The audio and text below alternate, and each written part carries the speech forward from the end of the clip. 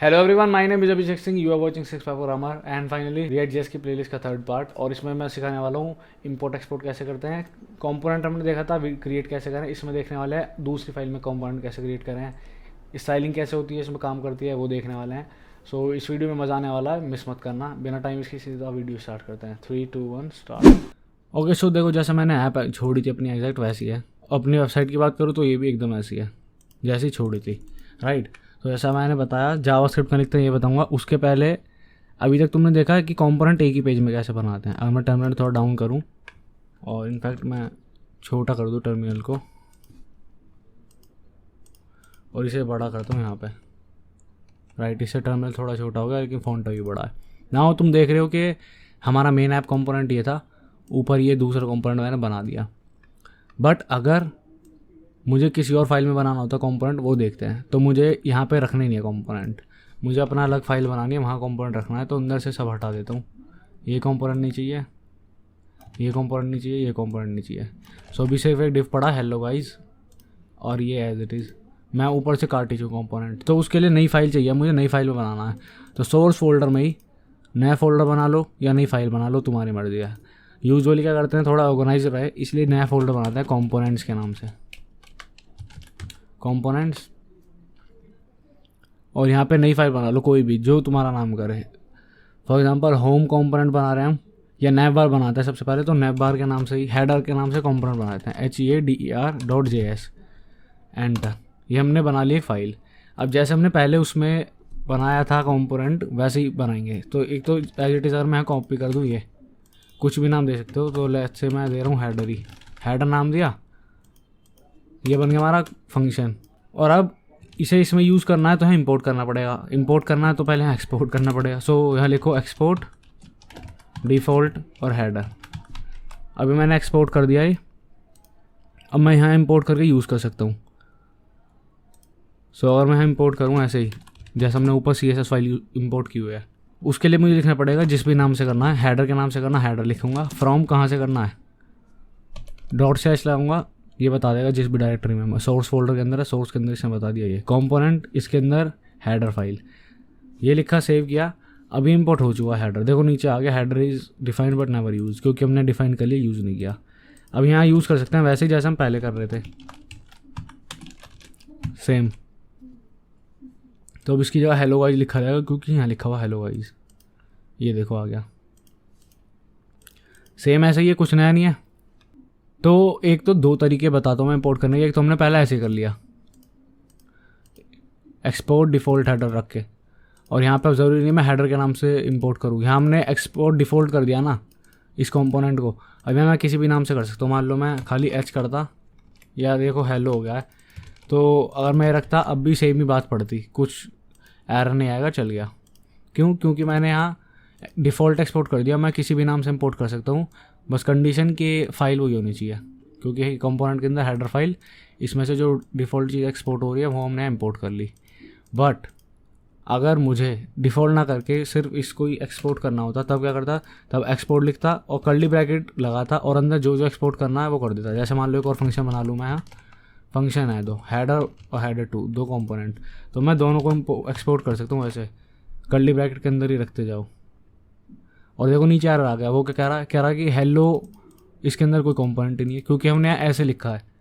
तो ये default component को ढूंढ रहा है किसी, और यहाँ कोई डिफ़ॉल्ट कंपोनेंट नहीं है।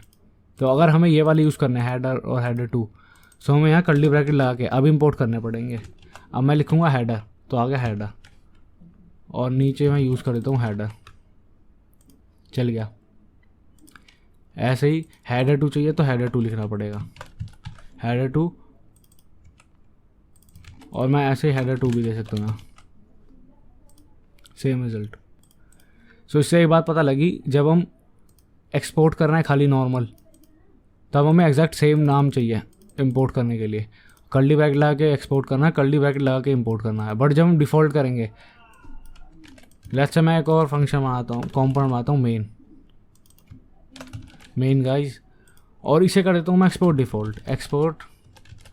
Default main. अब डिफ़ॉल्ट एक्सपोर्ट है मेन, तो अगर इनके अलावा मैं एक चीज़ और इंपोर्ट करूं और इस बार कर्ली ब्रैकेट में लगा के मैं इसमें सीधा कुछ भी ऐसे लिख दूं, पहला अल्फ़ाबेट कैपिटल। तो ये जो ASDAS है ये इसके इक्वलेंट है, मेन के इक्वलेंट, क्योंकि डिफ़ॉल्ट एक्सपोर्ट अभी समझाया कैसे काम करता है।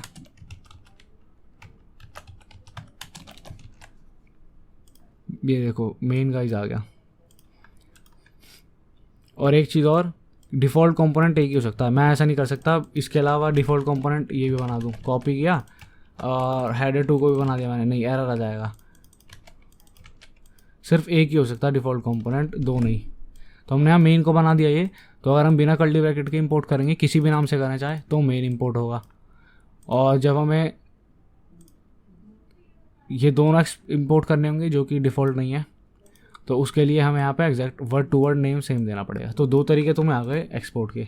कौन सा बेटर है, ऐसा कुछ नहीं है कि ये बेटर है, दोनों अपनी अपनी जगह सही है। जब हमें एक ही फाइल में ऐसे 3 कंपोनेंट बनाने हो तब ऐसे करना सही है, क्योंकि एक को ही कर सकते हैं हम डिफ़ॉल्ट, बाकी सबको तो हमें ऐसे ही रखना पड़ेगा। तो तुमने देखा कि कैसे बना सकते हैं। अब जो मैंने बात की थी जावास्क्रिप्ट का लिखेंगे, क्योंकि इसके अंदर तो लिख नहीं सकते। तो मेन बात यह है, पूरी फाइल में कहीं भी लिखो जावास्क्रिप्ट, तुम्हारी मर्जी है। ये कौन से इक्वल टू 213 कर दिया नॉर्मली है, बट इसमें भी देखें यहाँ लिख दो, कहीं भी लिख दो जावास्क्रिप्ट। ये जावास्क्रिप्ट ही तो लिखना है ऊपर। ये फंक्शन बनाया, अब मैं लिख दूँगा const a is equal to 23, ये भी सही है।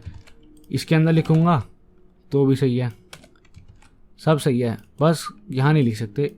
रिटर्न फंक्शन के अंदर, इसके अंदर हमें JSX लिखनी है, जावास्क्रिप्ट नहीं लिखनी। जावास्क्रिप्ट लिखनी है तो कर्ली ब्रैकेट के अंदर। उसमें भी ये नहीं कि यहाँ पे तुमने वेरिएबल बना दोगे, ऐसे नहीं कर सकते। यहाँ वेरिएबल की वैल्यू दे सकते हो, जैसे 20 दिया मैं, ये दिया B, तो यहाँ 23 आ जाएगा, क्योंकि ऊपर B है ये, राइट। सो पहले तो ये इंपोर्ट नहीं हो रहा कुछ, हटाओ इसको, ये नहीं चाहिए, ये नहीं चाहिए, ये नहीं चाहिए। अब चल गया। अब ये कह रहा है A assigned but never use, क्योंकि A की वैल्यू कहीं नहीं दी, B की तो दिया। चलो B के बाद A भी दे देते हैं, कर्ली ब्रैकेट में A। ये देखो आ गया 23 23 333 23, ये देखो 23 333, क्योंकि B ऊपर है। सो आई होप ये चीज़ क्लियर हो गई होगी कि जावास्क्रिप्ट हम कहीं भी दे सकते हैं। यहाँ इस ऐप जो हमारा मेन फंक्शन है, इसके बाहर कहीं भी दो, इस फंक्शन के अंदर भी कहीं भी जावास्क्रिप्ट दो, बस रिटर्न के अंदर मत देना। अच्छा, अब एक चीज़ की इन दोनों में क्या डिफरेंस है, फंक्शन के अंदर जावास्क्रिप्ट लिखने में, बाहर लिखने में, ये है कि मैं यहाँ पे इसकी पैरामीटर्स की वैल्यू एक्सेस कर सकता हूँ, जो मैं यहाँ पास करूँगा प्रॉप्स, लास्ट वीडियो में दिखाया था ना। लेट्स से अगर इसको ऐप को मिले होते कोई भी प्रॉप, जैसे कि नेम, तो मैं यहाँ पे बाहर तो नहीं कर सकता नेम यूज़, क्योंकि ऐसे नहीं कर सकता मैं A is equal to name, ये तो गलत हो जाएगा। लेकिन मैं यहाँ B में असाइन कर सकता हूँ नेम की वैल्यू। तो ये है फ़ायदा इसका, फंक्शन के अंदर ही रहेगा, ठीक है। अब जैसा मैंने बताया कि यहाँ पे कंपोनेंट बनाना हमें, तो बार बार सेम चीज़ लिखने की बजाय यहाँ पे एक एक्सटेंशन बताता हूँ मैं। सर्च करो रिएक्ट एक्सटेंशन में जाके, और ये सबसे ऊपर जो आएगा ना, ES7 plus react Redux react native snippet, ये कर लो बस इंस्टॉल। और एक और बताता हूँ मैं, ये मटेरियल आइकन थीम, ये भी कर लो। इससे क्या होगा, ये तुम देख रहे हो आइकन मेरे कैसे आ रहे हैं, शायद तुम्हारे ना आ रहे हैं वैसे, तो ये आइकन इसी की वजह से आ रहे हैं। सो ये 2 एक्सटेंशन किए। अब जब भी तुम्हें कंपोनेंट बनाना हो, बस यहाँ टाइप करो RFC, ये देखो स्निपेट आ रहे हैं, इसको मैं क्लिक कर दूँ अगर, ये देखो क्या हो गया, खुद ब खुद एक कंपोनेंट क्रिएट हो चुका है। किस नाम से, हेडर नाम से, जिस नाम की फाइल होगी उसी नाम से क्रिएट होगा। और ये देखो एक्सपोर्ट भी हो रहा है साथ ही साथ डिफ़ॉल्ट। तो जो हेडर है, अगर मैं इंपोर्ट करूँगा हेडर को, किसी भी नाम से कर सकते हैं जैसा तुम्हें पता है, ये देखो खुद इसने ऑटो डिटेक्ट कर लिया, किसी भी नाम से कर सकते हैं क्योंकि डिफ़ॉल्ट एक्सपोर्ट हुआ है। अब यहाँ मैं लिखूँगा हेडर, तो इस हेडर के बजाय अंदर का कंटेंट जो कि हेडर लिखा हुआ आ जाएगा, ये देखो। सो ये स्निपेट बहुत सही है। यहाँ पे कई तरीके हमारे पास, जैसे कि अभी RFC दिखाया, जिसमें यहीं पे डिफ़ॉल्ट लग गया, बट अगर जैसा मैं लिख रहा था अभी तक वैसा चाहिए तो ऐसे कर दो RFCE। इससे क्या होगा, इससे फंक्शन बना, नीचे डिफ़ॉल्ट एक्सपोर्ट हो गया अलग से, साथ में लिखने के बजाय मतलब अलग से, सेम ही बात है। ऐसे ही है हमारे पास RC, इससे ये तुम देख के डरना मत, क्लास बेस कंपोनेंट है, बाद में देखेंगे जब थोड़ा तुम रिएक्ट से फैमिलियर हो जाओगे। और जब मैं जावास्क्रिप्ट में क्लासेस पढ़ा भी दूंगा, अभी जावास्क्रिप्ट में क्लास ही नहीं पढ़ाई है। सो ऐसे हम क्लास बेस कंपोनेंट बना सकते हैं, कैसे RC और ऐसे। बट हमें ये नहीं करना, हमें कंपोनेंट फंक्शनली बनाना है, जिसका तरीका है RFC तो ये बन गया, या फिर RFCE ये बन गया। अब यहाँ तुम देख रहे हो फंक्शन कीवर्ड यूज़ करके बनाया, पर मुझे पसंद है एरो फंक्शन से, सो मैं करता हूँ RAFC। ये देखो एरो फंक्शन की हेल्प से बना है और एक्सपोर्ट भी हो ही रहा है। अब सिंपली यहाँ देखो डिफ़ॉल्ट एक्सपोर्ट नहीं है, तो अगर मुझे इंपोर्ट करना है यहाँ तो यहाँ ऐसे लिखना पड़ेगा। अब ठीक है, अब चल जाएगा। और नाम exact word to word match होना चाहिए क्योंकि डिफ़ॉल्ट एक्सपोर्ट नहीं है। और एक्सपोर्ट करने के 2 तरीके बताए थे, या तो ऐसे लिख दो यहीं पे एक्सपोर्ट, वरना यहाँ पे अगर अलग से करना तो एक्सपोर्ट और कर्ली ब्रैकेट में हेडर, ये 2 तरीके हैं। वरना डिफ़ॉल्ट वाला तो पता है तुम्हें, डिफ़ॉल्ट लिख के हेडर, राइट। अब उस केस में यहाँ पे कह रहा है कि डिफ़ॉल्ट है तो ऐसे ही लिखो, चल गया। सो एरो कंपोनेंट यूज़ करता हूँ, उसमें भी RAFC दिखाया था, अभी RAFCE कर दूँ मैं, तो वही हो रहेगा जो मुझे एग्जैक्ट चाहिए था। कंपोनेंट भी बना, नीचे डिफ़ॉल्ट एक्सपोर्ट भी हुआ, यही करता हूँ मैं। और ऐसे यहाँ भी गया, राइट। सो इम्पोर्ट एक्सपोर्ट तुम्हें आई होप समझ आ गया होगा ईजिली। अब मैं दिखाता हूँ CSS कैसे लिखते हैं। सो लेट्स से पहले तो मुझे नैव चाहिए, नैव टैग, डिव भी बना सकते हो बट डजंट मैटर। अब मुझे इसकी फ़ाइल अलग रखनी है इस हेडर की, ऑल्दो ये जो हमारी फाइल है app.css, इसमें जो लिखेंगे, जो कि बहुत सारा लिखा हुआ, हटाओ, कुछ नहीं चाहिए, बस यूनिवर्सल सेलेक्टर से मार्जिन 0 कर देता हूँ, पैडिंग 0 कर देता हूँ, चलेगा। सो और इस app.css में मैं नैव टैग को कुछ दूंगा तो इस पर प्रॉपर्टी अप्लाई हो जाएंगी। फॉर एग्जांपल अगर मैं दूं नैव और यहाँ कर देता हूँ बैकग्राउंड कलर एक्वा, सेव किया, अब देखना इसका हेडर का कलर बदल गया, जबकि मैंने app.css में दिया है, क्योंकि app.css हमारी यहाँ पे लिंक है और यही मेन फाइल है। बट इससे प्रॉब्लम क्या है, ये ऑर्गेनाइज नहीं रहेगा थोड़ा, क्योंकि अगर हम इसी फाइल में सारी CSS देने लग गए तो बस हो गया काम।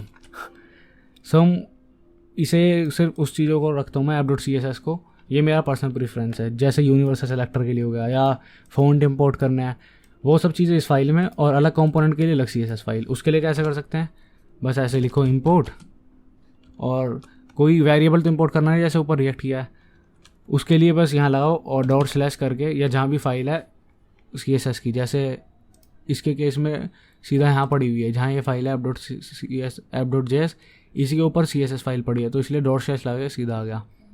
अब हेडर वाले में इस कंपोनेंट फोल्डर के अंदर ही हेडर के अलावा एक और फाइल बना रहा हूँ, header.css। सो तुम देखोगे कि ये दोनों एक ही डायरेक्टरी में है, इसलिए डॉट/ लगाऊंगा इस बार मैं, तो इसकी और इसकी सेम लोकेशन है, तो मैं सीधा कर दूंगा header.css, सेव करूँगा। अब इंपोर्ट हो चुकी है, चेक करने को क्या करो, कंट्रोल दबाए रखो, अब इस पर क्लिक करूँगा तो ये देखो लिंक की तरह ओपन हो रहा, क्लिक करूँगा हमारी फाइल खुल जाएगी ऐसे। और लेट्स से अगर मैं फाइल डिलीट ही कर दूँ, अब क्लिक करूँगा तो क्या होगा, क्लिक करते ही बोलेगा कि फाइल नॉट फाउंड, तो क्रिएट कर सकते हैं। सो ऐसे भी कर सकते हो तुम, अलग से यहाँ फाइल क्रिएट ना करके, यहाँ लिखो, क्लिक करके फाइल क्रिएट हो गई। अब मैं इसमें दूंगा नैव को कोई प्रॉपर्टी, तो वो भी काम करेगी, जैसे कि बैकग्राउंड कलर ये हो गया।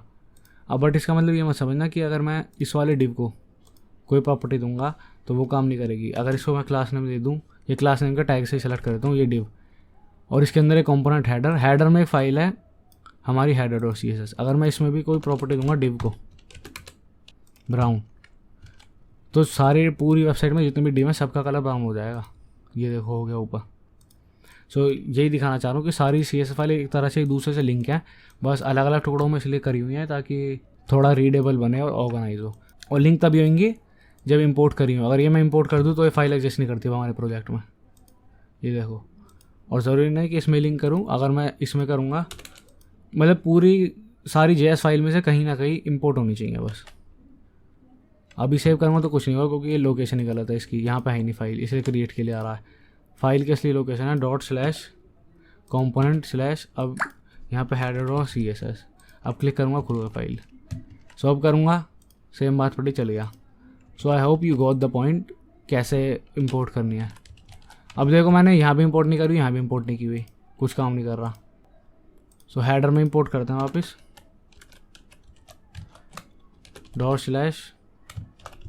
./header.css, सेव कर गया काम, राइट। एक तो यही होगा हमारा क्लासिक तरीका CSS ऐड करने का, या तो ऐसे ही बनाओ और कर दो, वरना दूसरा तरीका है इनलाइन भी दे सकते हैं। जैसे यहीं पे अगर मैं लिखूँ स्टाइल, एंड यहाँ स्टाइल में यहाँ पे देखो क्या करना है, यहाँ पे प्रॉपर्टीज देनी है, तो एक तो ये ऑब्जेक्ट आएगा, ये एक तो कर्ली ब्रैकेट आ गए, और यहाँ ऑब्जेक्ट पास करना है जावास्क्रिप्ट का।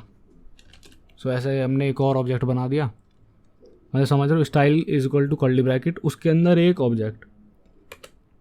अब इसके अंदर जो मैं प्रॉपर्टी देनी है दे दो, जैसे कि बैकग्राउंड कलर देना है, तो एक तो यहाँ कैमिल केस होगा, मतलब पहला लेटर स्मॉल, उसके बाद दूसरा वर्ड जैसे बैकग्राउंड कलर, डैश की वजह यहाँ पे सी कैपिटल होगा। बैकग्राउंड कलर देना मुझे, देखो हाँ खुद भी रिकमेंड करा कितने सारे कलर। अगर ब्लू वॉयलेट कर दूँ, सेव करूँ, सो ये देखो ये ब्लू वॉयलेट हो गया। और तुम्हें पता है इनलाइन वाले की स्पेसिफिटी ज़्यादा होती है, इसलिए ये अप्लाई हुआ है, जो कि मैंने यहाँ भी दे रखा है। तो इसे हटाओ, पहले तो इनलाइन वाले ही रखते हैं। सो ऐसे दे दो, या फिर अगर मुझे कुछ और चीज़ें देनी थी जैसे पैडिंग, अगर मुझे पिक्सल में देनी है खाली नंबर पास कर दूंगा, वरना CSS की तरह देनी है तो मुझे string as a string pass करनी होगी। क्या क्या, जैसे मान लो फॉर्मैक्स देनी है तो वो। सो बेसिकली अगर पिक्सल में देना है तो खाली नंबर पास कर दो, बाकी जो यूनिट देनी है वो स्ट्रिंग में जाएंगी। ऐसे मैं बॉर्डर दे सकता हूँ एज इट इज़, अगर मैं बैकग्राउंड कलर हटा के सिर्फ बॉर्डर दूँ, बॉर्डर, तो ऐसे बॉर्डर दे देते 2 पिक्सल सॉलिड रेड, एकदम वैसे ही। यहाँ कॉमा लगाओ, सेम ऑब्जेक्ट वाली प्रॉपर्टी यूज़ हो रही हैं जैसे ऑब्जेक्ट का स्ट्रक्चर है। सेव किया, ये देखो बॉर्डर आ गया, राइट। तो यही है कि पहले यहाँ प्रॉपर्टी और जैसे वैल्यू स्ट्रिंग में पास करनी है स्ट्रिंग में करो, राइट। अब बहुत सारी प्रॉपर्टी दूंगा मान लो मैं, तो ऐसे तो भरा हुआ लगेगा, इसलिए इसे को कट करो। यहाँ पे एक वेरिएबल ऊपर बना लो, const header style is equal to ये ऑब्जेक्ट। अब हेडर स्टाइल को पास कर दो, ये तरीका है। बस इसमें तुम्हें याद होने चाहिए कैसे कैसे लिखना है। अगर बैकग्राउंड लिखूंगा तो खुद रिकमेंड नहीं कर रहा अभी है, तो मुझे खुद लिखना पड़ेगा।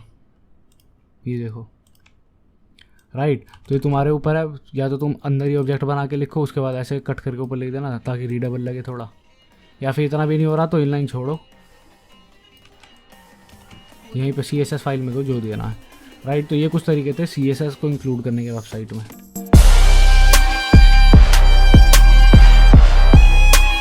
Audio Jungle।